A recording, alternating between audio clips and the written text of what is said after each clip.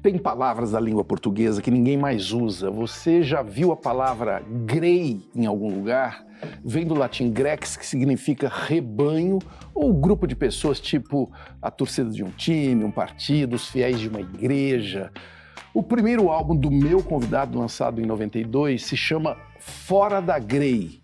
Mais de 3 décadas depois, ele, que não se encaixa em rebanho algum, está aqui na minha frente, cantor, compositor, ídolo de jovens, maduros e maduras em geral, autor de obras que cortam como diamante afiado.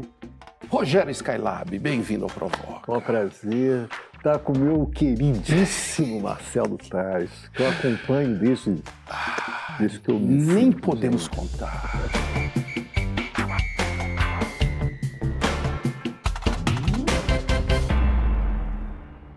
Este aqui é o Provoca no ar para todo o Brasil pela TV Cultura e emissoras afiliadas e também pelas telas das plataformas digitais, no app Cultura Play ou em versão podcast no seu tocador preferido.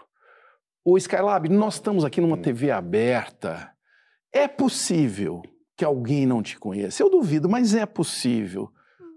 É possível. Se apresente para o público da TV Cultura. Você sabe, o Taz, quando você fala TV aberta, eu fico muito feliz. Por quê? Eu fico muito feliz. Eu vou te explicar por quê. E que isso faz parte dos primórdios da minha carreira. Você sabe que eu tive uma grande dificuldade de entrar para uma grande gravadora. E lutei muito por isso, sabia? Lutei mesmo.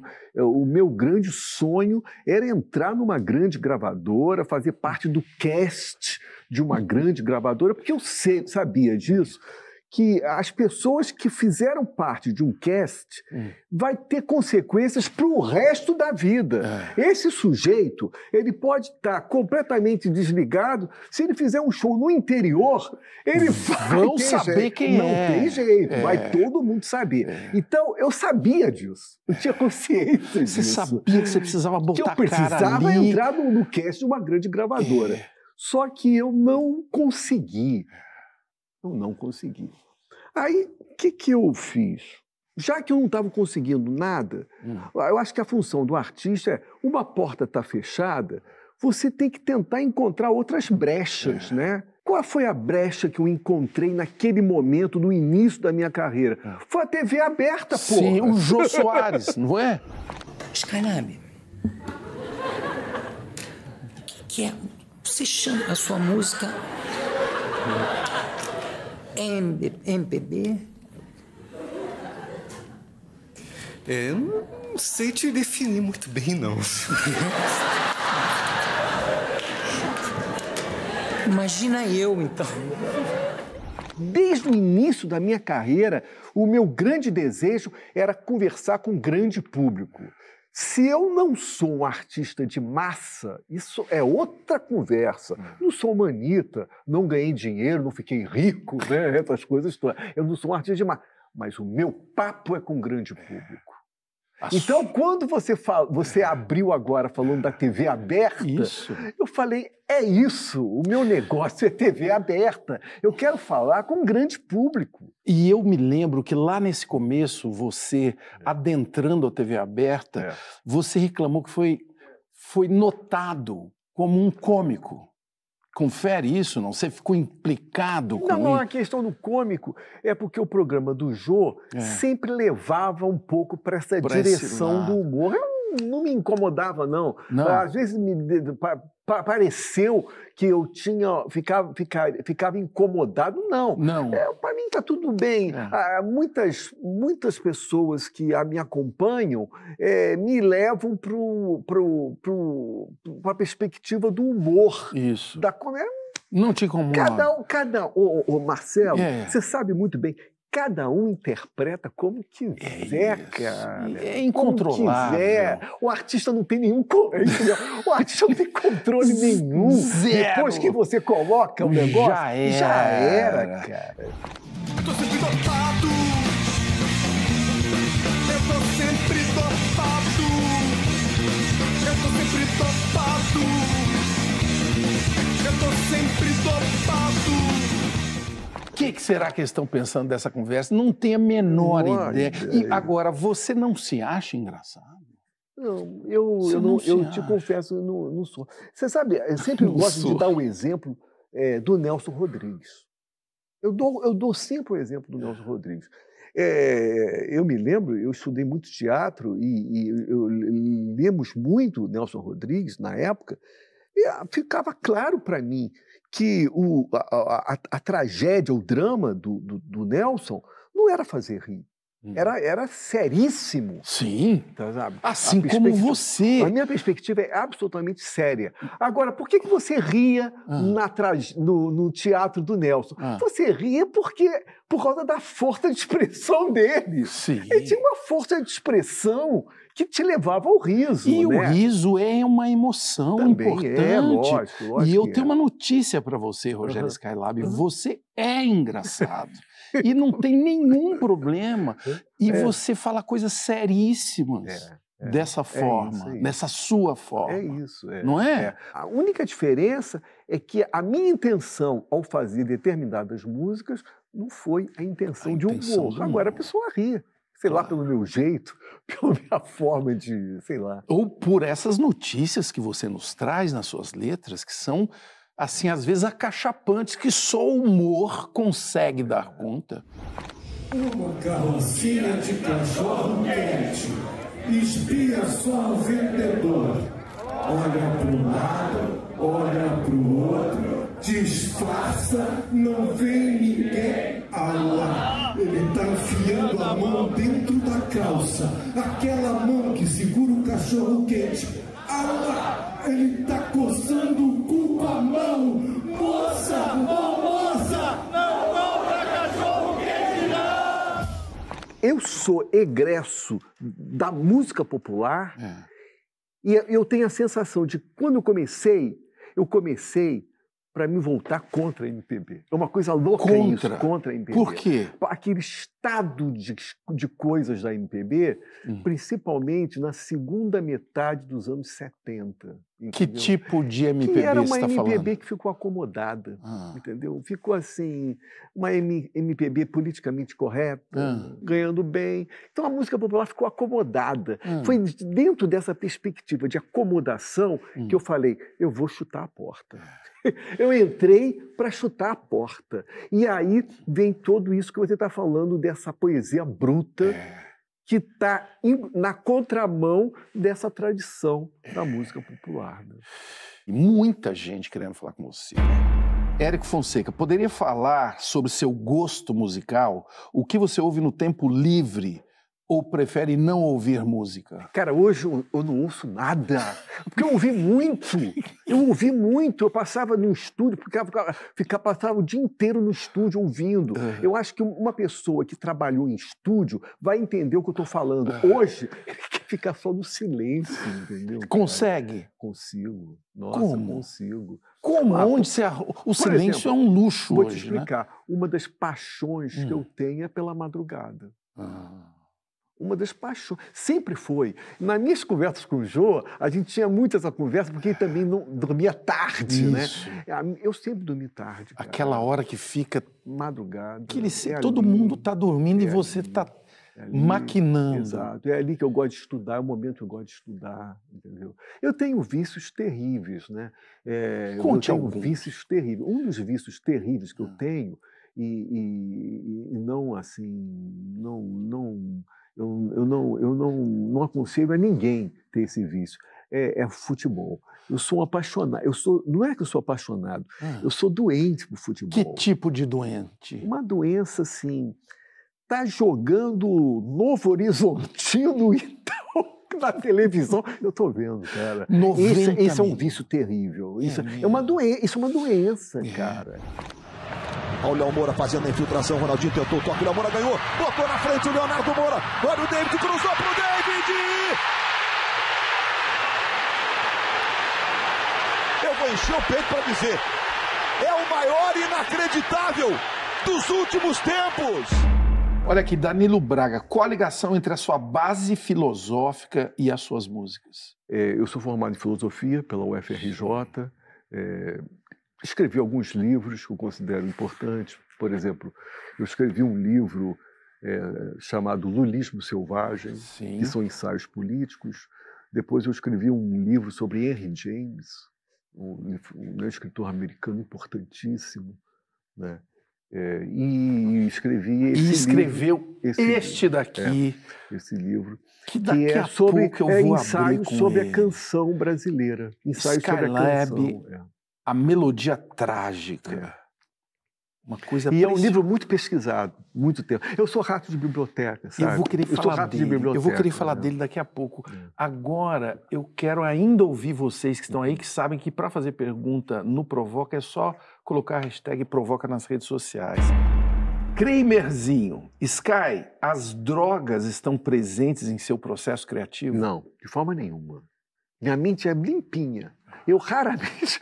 As pessoas acham que eu fumo tudo. Que eu cheiro cocaína, que eu fumo maconha. Cara, eu não fumo nada. Minha mente é limpinha. E todas as vezes que eu fumei maconha, eu me senti muito mal.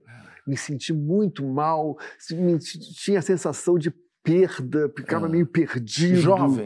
Jovem, desde sempre. Eu nunca, a minha mente nunca se deu bem com drogas, entendeu, cara? Nunca se deu bem com drogas. Então, eu sou uma pessoa absolutamente limpa. Mas não adianta eu falar isso. As pessoas acham que eu sou maluco, que eu cheiro tudo, que eu fumo tudo, que eu bebo tudo. Tô com vontade de fazer cocô.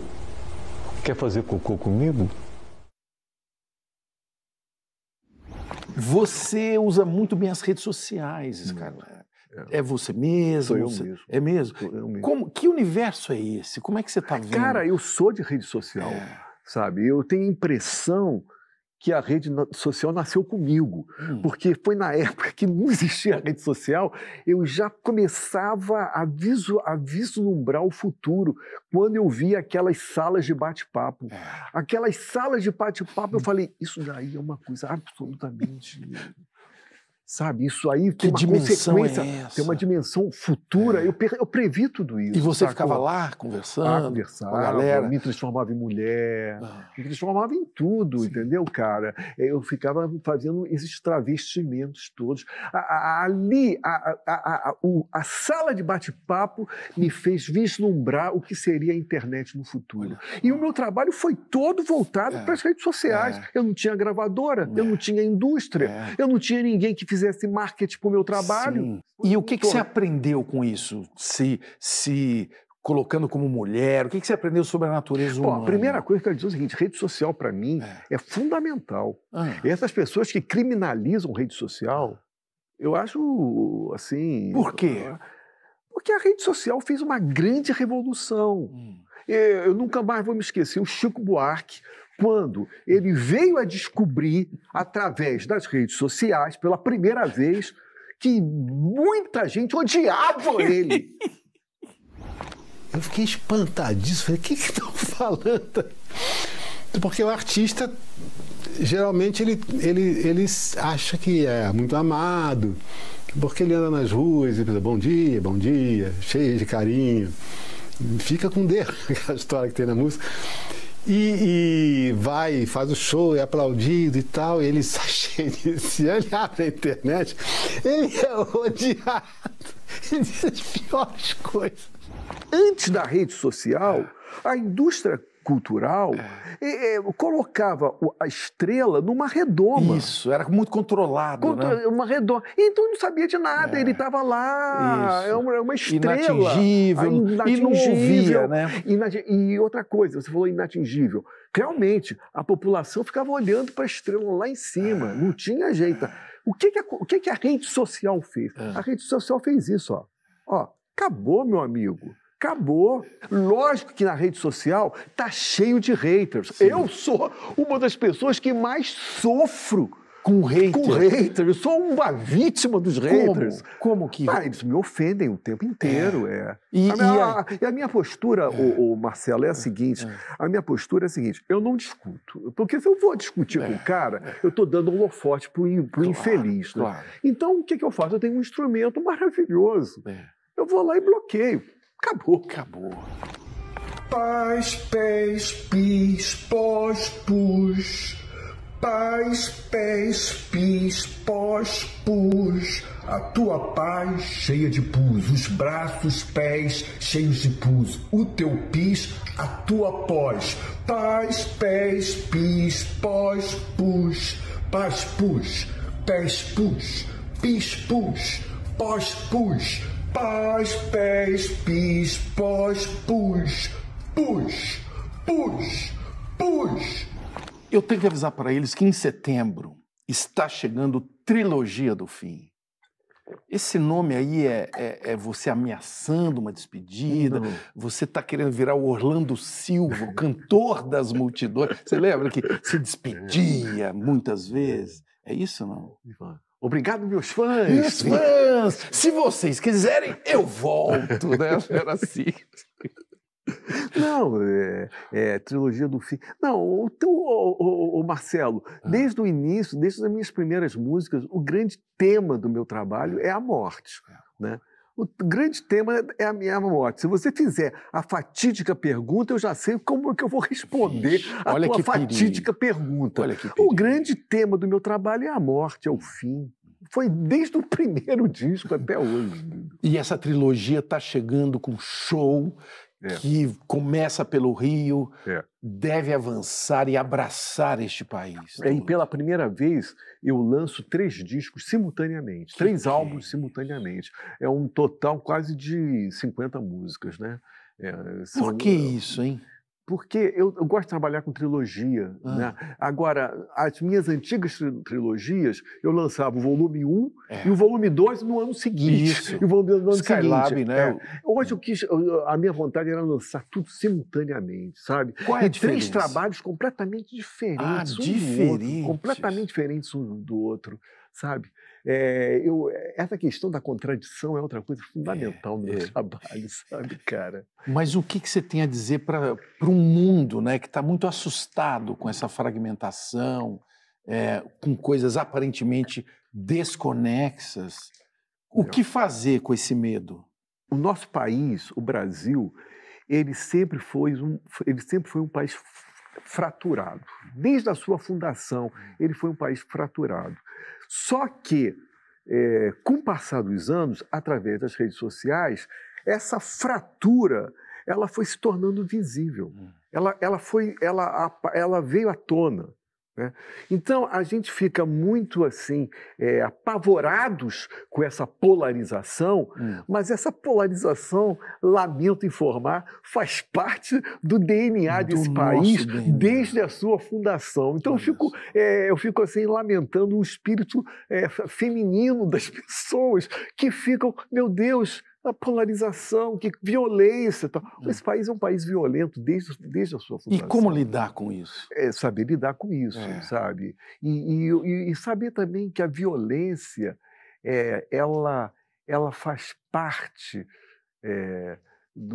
da alma mais profunda do ser humano, né? É possível produzir arte sem violência? É possível produzir filosofia apenas através da contemplação? Né?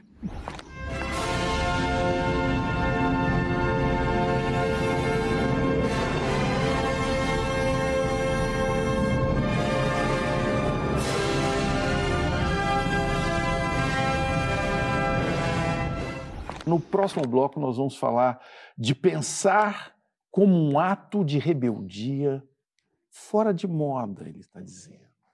Até mais.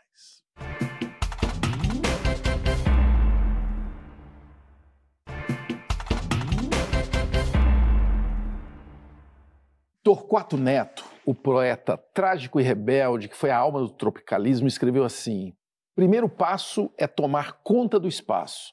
Tem espaço à beça. Antes ocupe, depois se vire. O meu convidado, Rogério Skylab, seguiu o conselho e vem ocupando espaços e se virando desde a década de 80. Como que eu te defino, o Rogério? É um hacker, um pirata, um vampiro, como o Torquato? É. Qual você prefere? Nossa, sobre Torquato é tão... Cara, eu fico tão... Quando você fala do Torquato para mim... Só para você ter uma ideia, nesse livro eu defendo essa tese. Sim. O Torquato é o tropicalista mais importante. É mais importante que Caetano e Gil. Para tu ver a dimensão, para mim, do Torquato.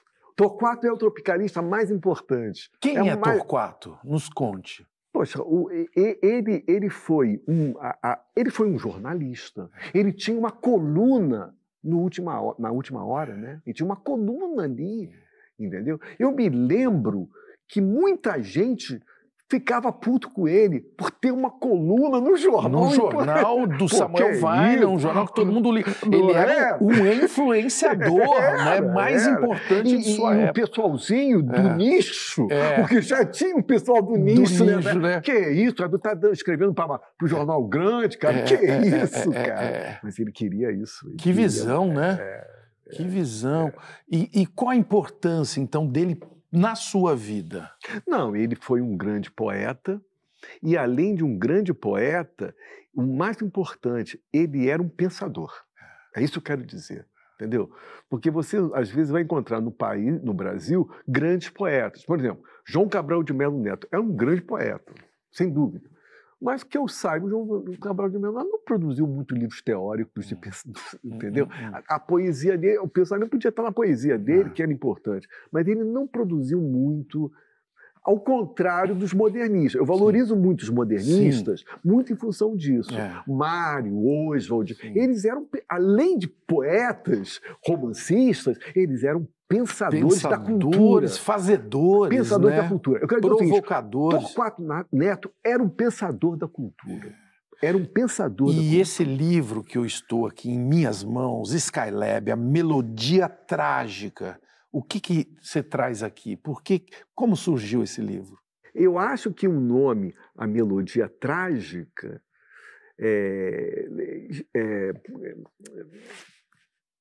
expressa muito o problema, a tragédia do nosso país. A música popular brasileira, Marcelo, ele, ao contrário das artes plásticas, ao contrário do cinema, ao contrário do teatro, a música popular tem uma relação de osmose com o povo, com o público, com as pessoas, que não tem muito filtro da razão.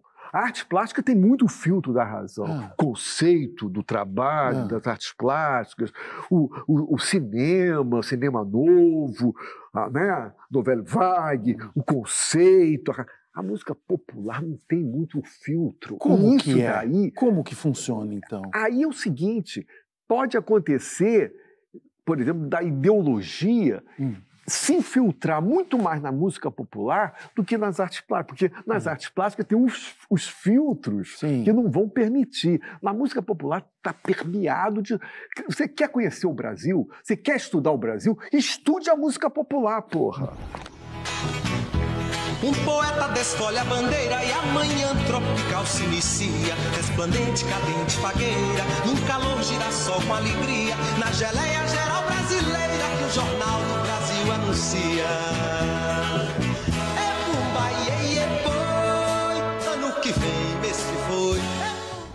Essa aventura da moderna música popular brasileira tem talvez a palavra que melhor expresse essa aventura é utopia. E aí ela vai se diferenciar da música americana, do jazz americano. Porque a música americana, o jazz americano, ele tem uma realidade, ele se realiza, né? As escolas americanas ensinam música desde pequenininho. Então não existe muito a ideia de gênio. Você vai ser um grande músico porque o Estado... Você vai ser treinado. O Estado investiu na música, você vai aprender música e normalmente você vai se tornar um grande músico, não é um gênio. Sim. Aqui precisamos de Hermeto Pascoal para ser gênio, porque o Estado não investiu.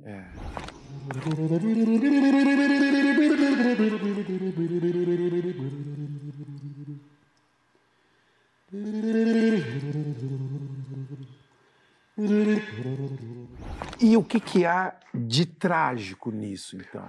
a falta de investimento do Estado e você tendo que se virar, você tendo que sublinhar o dom. O dom passa a ter mais importância do que qualquer outra coisa. O gênio é muito importante. Você, às vezes, vê alguns músicos brasileiros aí que se colocam na configuração de gênio. Eu sou um gênio.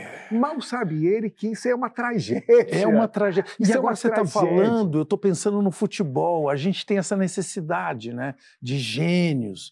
Aí, quando o Neymar não joga, o Brasil não joga. Não é isso que rola muito aqui?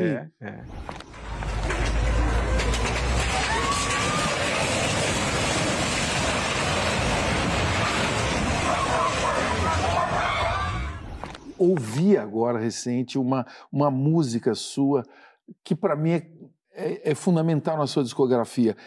Eu quero saber quem matou. Eu quero saber quem matou Tom Zé. Eu quero saber quem matou Walter Franco. Eu quero saber quem matou Jorge Maltner. Eu quero saber quem matou Jacques Macalé. Eu quero saber quem matou Arnaldo Antunes. Eu quero saber quem matou Lobão. Eu diria para você que talvez a escolha não foi muito consciente, mas depois eu comecei a perceber isso, que a escolha se deva ao fato de que eles não ficaram presos apenas à música. Eles se voltaram a outros, né? Arnaldo Antunes, a poesia, né? O Fausto Fawcett, a ficção dele importantíssima. Um outro compositor que poucas pessoas falam e que eu resgato ele é Luiz Capucho, um compositor de Niterói, niteroiense, que ele tem uma obra ficcional refinadíssima.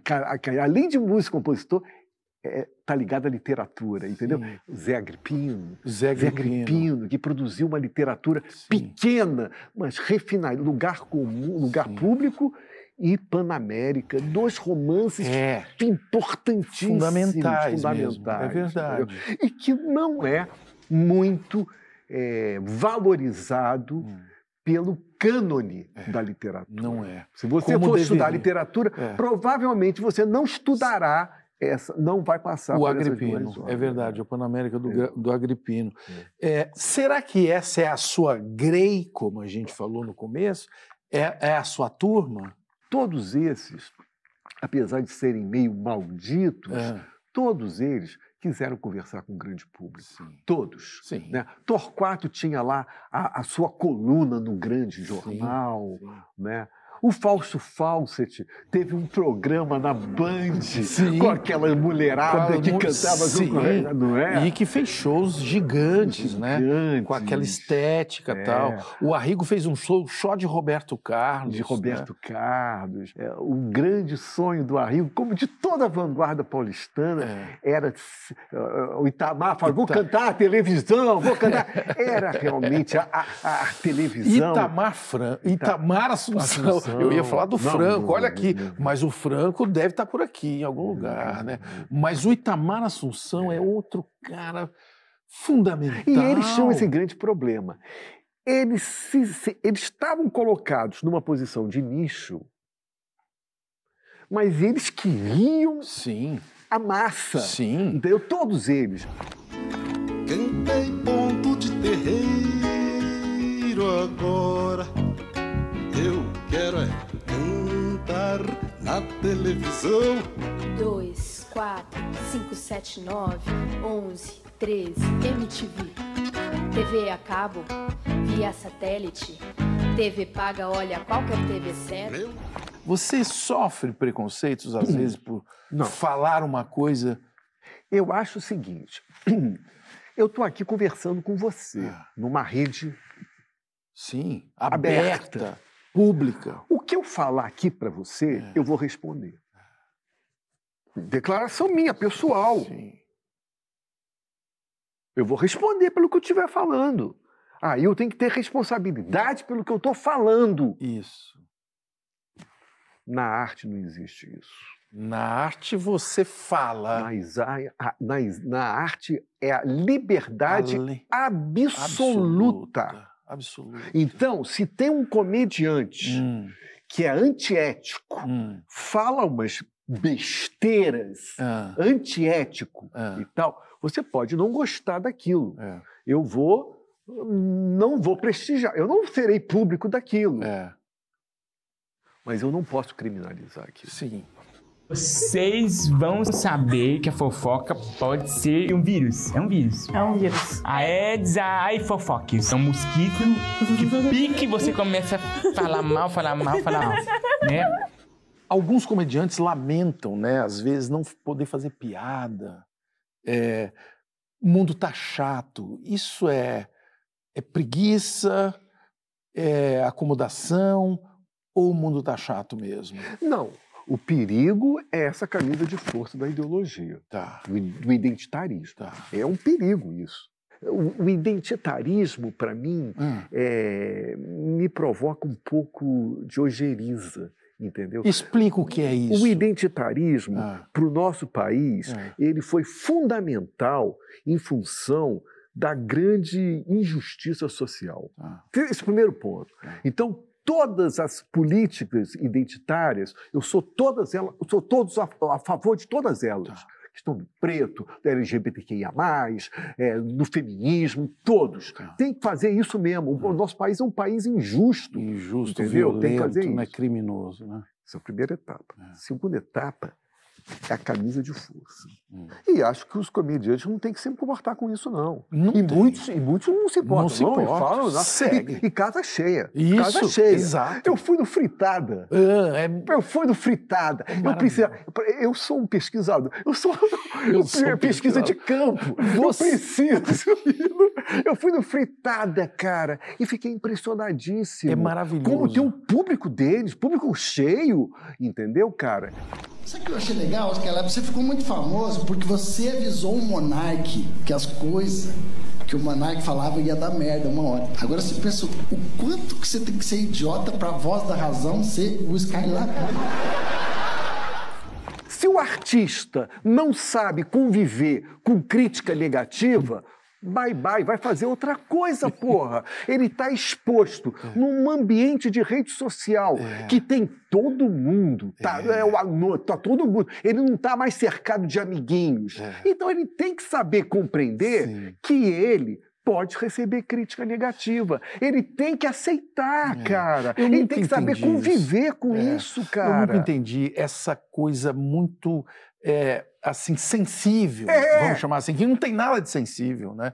Porque a sensibilidade te permite ser flexível, entender que alguém está falando de você, mas não é sobre você, é sobre o que você pensa. Exato. Qual o problema que a gente tem? Então, o conselho que eu dou a esse sujeito é: ou você vai tratar num consultório psicanalítico esse problema teu, ou então, meu amigo, abandona a arte, porque a arte é exposição para todo mundo, cara.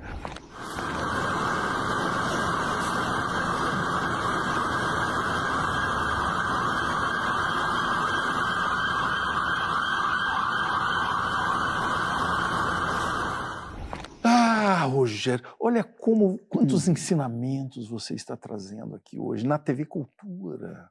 É o lugar ideal para você estar aqui conversando. Até agora eu conversei com o Super-Homem.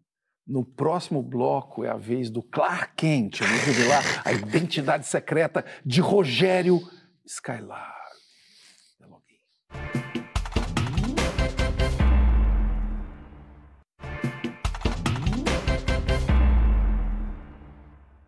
Filho de uma dona de casa e um advogado no Rio Comprido, bairro de classe média carioca, o menino cresce, estuda, passa num concurso e hoje é aposentado depois de 28 anos como servidor do Banco do Brasil. Casado há décadas com a mesma mulher. Eis a biografia de um sujeito careta chamado Rogério Teixeira. Mas esse é o Clark Kent, né, Rogério Skylab? É isso mesmo. O meu convidado está aqui, é o Rogério Skylab. Rio Comprido, deixa eu fazer alguns reparos. Explique. Rio Comprido é uma classe média baixa. Baixa. Né? Não pensa você na que época a que Bossa você Nova estava nasceu em Ipanema, em Copacabana, né? Ipanema, por ali. É diferente. Rio de Janeiro, Rio Comprido é terra de Roberto Carlos, na sua origem, Jorge Ben, Tim Maia, era essa turma, era uma turma mais... O Ivan Lins estava um pouco ali perto da Tijuca. É mais Praça Sanspenha. Praça Sanspenha. Não é a mesma coisa. Que memórias que você guarda dessas ruas do Rio Comprido? Nossa. Pequeno Skylab. Nossa Senhora. Pequeno Rogério Teixeira. Nossa Senhora. Eram duas coisas, Marcelo, que eram muito fortes na época. Era futebol, escola de samba. Eu, com 5 anos, vi o Jorge Ben desfilando no Salgueiro. Né? Salgueiro, para mim, é uma escola. E era futebol, cara. Eram as duas coisas, entendeu? Eu vivia, na minha infância, jogando bola, cara. Pelada na rua. Numa rua de paralelepípedo. Sabe quem morava na minha rua? Quer dizer, morava na minha rua, não. Estava sempre na minha rua, Tim Maia. Só que o Tim Maia era mais velho do que eu. Então estava eu lá jogando bola sozinho, o muro na minha casa, no quintal da minha casa. Aí passava pelo portão e falava, Roger! Era quem? Era o Tim Maia. Você jogava em que posição? Você chutava a bola. Eu chutava a bola. Eu nunca fui um craque, entendeu? Se eu fosse um craque, eu certamente seria um jogador de futebol, porque eu era tão apaixonado. Mas assim, eu ia ao Maracanã com 5 anos de idade, cara. É assim. O Maracanã mesmo. era o quintal da minha casa. Assim, com 5 anos de idade. Eu fui muito ao Maracanã. A emocionante chegada do Papai Noel em helicóptero e a sua descida fez vibrar milhares de crianças que superlotaram o estádio do Maracanã. Você é o único artista da família. Sou. Irmão juiz, irmã professora, a outra já falecida era médica. Isso. O que aconteceu? Você foi uma mutação genética? Eu acho que a arte tem que ser uma mutação assim, genética. Eu não acredito muito em filho de artista, não. Entendeu? Eu não acredito, não. Por quê? Filho de artista não vai começar a ter problemas psicológicos, não vai conseguir chegar no nível do pai, entendeu? Então a gente está acontecendo muito, né? Muito. Vai meio no automático. Acontece muito isso porque o Brasil é o país das famílias.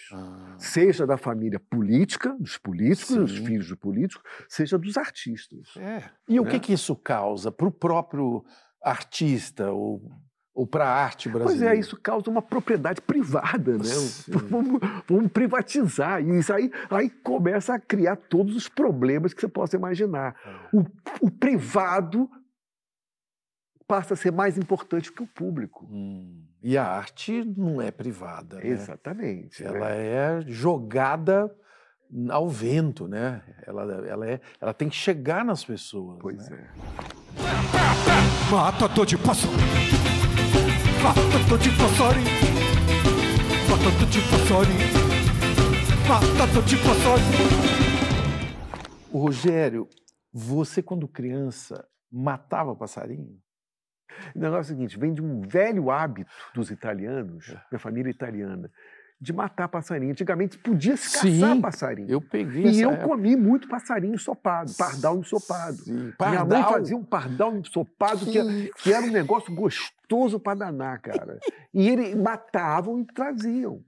Porque nessa época eram crianças, eu era criança, nessa época estava liberado, você podia caçar. Eu participei disso daí.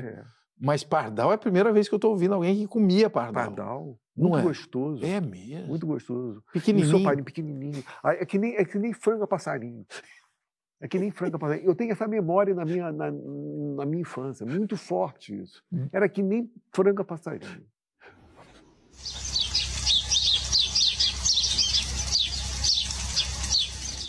Você, para mim, sempre foi assim, uma alma de paulista, underground, que caiu fora do ninho, Você se sente assim, não? Eu não me sinto muito bem assim, não.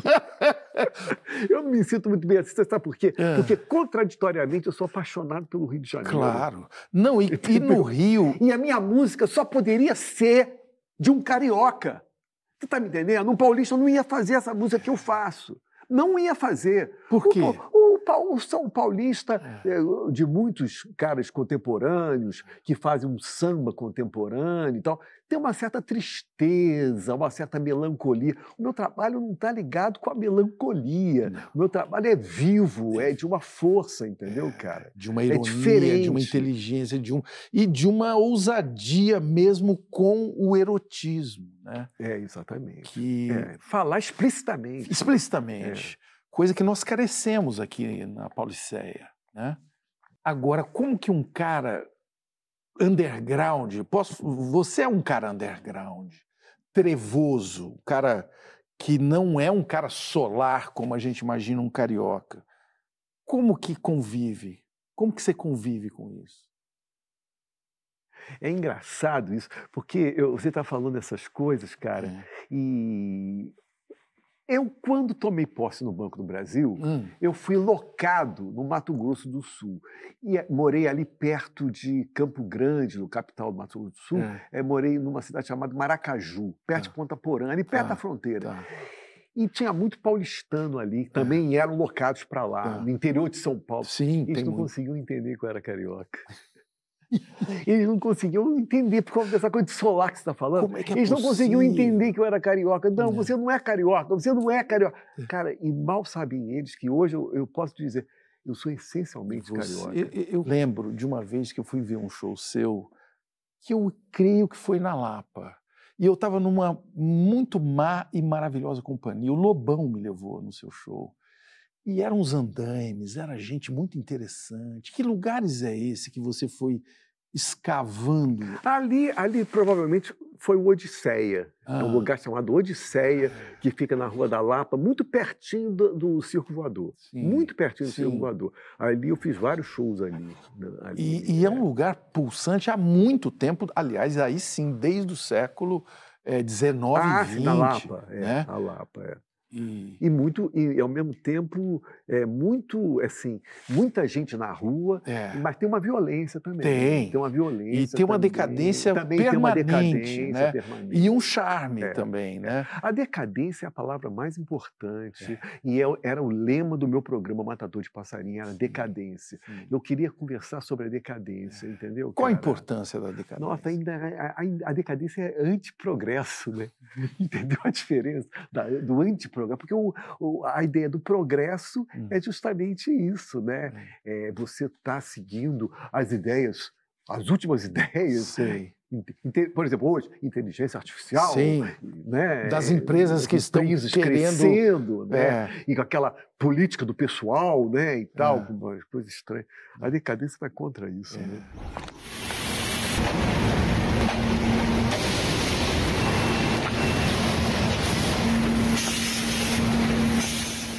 Vamos fazer uma playlist de livros aqui para os jovens que estão te vendo? Será que eu vou ter memória para isso? Você pode fazer 3. Você pode falar o nome e por que você está indicando ele? Bom, eu vou indicar A Soberania, de Jorge Bataille. Para mim, o autor mais importante, que é o que eu venho lendo. Não sei se eu vou ter saúde para escrever um livro sobre ele, mas é o que eu mais venho pesquisando. Antônio Tabucchi, Noturno Indiano. Me veio à cabeça agora. É um autor italiano, muito interessante. Ele escreve uma ficção, ele escreve livrinhos pequenininhos, ficcionais, sabe? Antônio Tabucchi. Eu gosto muito desse italiano. Gosto muito. E tem que falar outro, porque eu tenho que falar dele, porque eu escrevi um livro sobre ele, né? E eu dediquei muitos anos da minha vida sobre ele. É o Henry James, né, cara? Henry James, que é um mestre. Qual o livro dele? Pode botar aí A Taça de Ouro, né? Um grande livro. Daniel Viol. Rogério, tem uma coisa de rebeldia adolescente bem presente na sua obra. Como convivem os Rogérios hoje, a criança, o adolescente, o adulto, o experiente, como foi a transição adolescente-adulto? Tudo para mim foi tardio. Até para fuder foi tardio. Foi tudo tardio. Até para fazer música foi tardio. Eu entrei na música tardiamente. Tudo foi tardio, entendeu?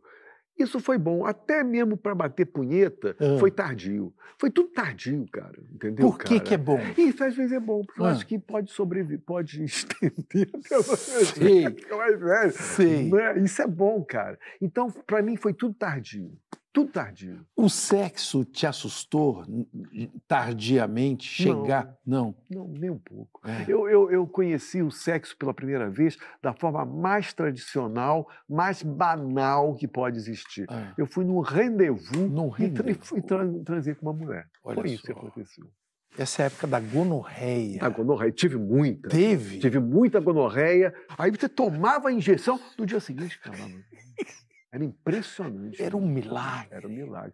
Hoje as pessoas, a nova geração, acho que não conhece a gonorreia, acho que não deve conhecer, não. Né? As doenças transmissíveis até pode existir, mas a gonorreia era mais popular na época. Eu me lembro que todos os meus amigos tinham gonorreia. E tinha uma coisa romântica, assim, né? Significava que você está chegando numa nova fase da sua vida. Eu tive muita gonorreia na época. Carlos F. pode nos dar atualizações sobre sua vivência alternativa, ele diz, na sexualidade? Na sexualidade? É. Você tem vivência alternativa? Eu tenho taras. Sim. E aí o pessoal na internet começa a cacetar, a inventar coisas. Que você é um depravado. Eu acho que no imaginário nosso, é por isso que eu falo da arte, o imaginário nosso tem que ser livre. Livre. Não pode ter barreiras, entendeu? Então eu tenho uma porção de taras. Né? A tara, para mim, é fundamental, entendeu? Eu tenho até um poema que eu vou falando isso. No início, eu fumava muito cigarro. Aí eu resolvi fumar maconha para parar cigarro. Aí, para parar a maconha, eu resolvi tirar e fui aumentando cada vez, até chegar na hora da morte. Eu me acostumei à morte. São taras o tempo todo, né, cara? São obsessões, taras. Eu acho que a arte está ligada à obsessão também. Ô, gente boa, ô, gente boa! Ô, gente boa, ô, gente boa! Tem cigarro aí? Cigarro! Tem cigarro aí? Qual o segredo de um casamento duradouro?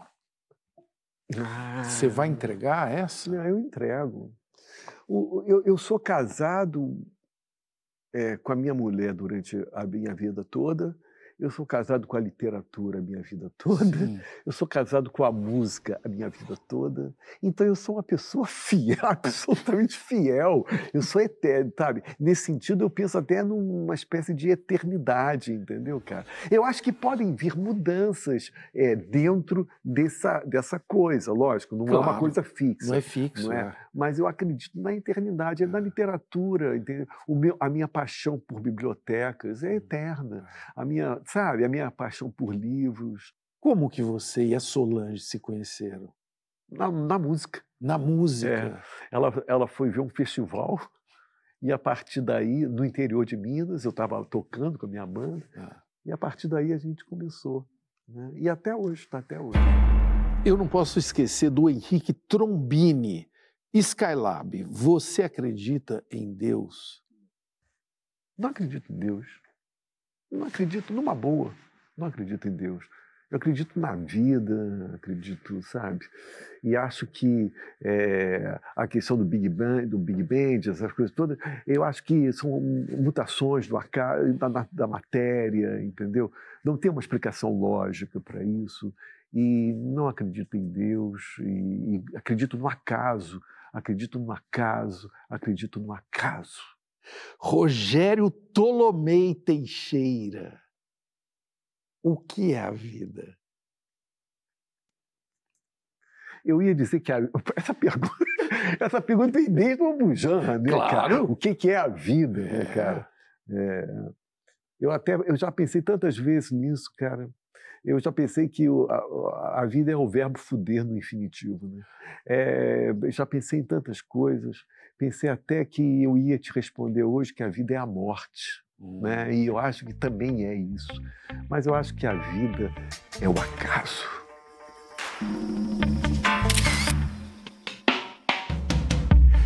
Rogério Skylab. Que acaso é esse, hein? Porra, cara. E você sabe que eu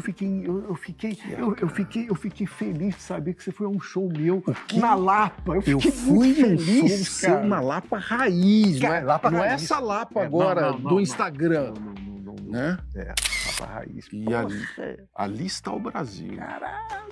E quem me levou foi ele, o Lobão, nosso amigo, que faz tempo que a gente... Vamos mandar um beijinho pra ele? Quer mandar um recado pro Lobão? Lobão. Ele vai interpretar isso.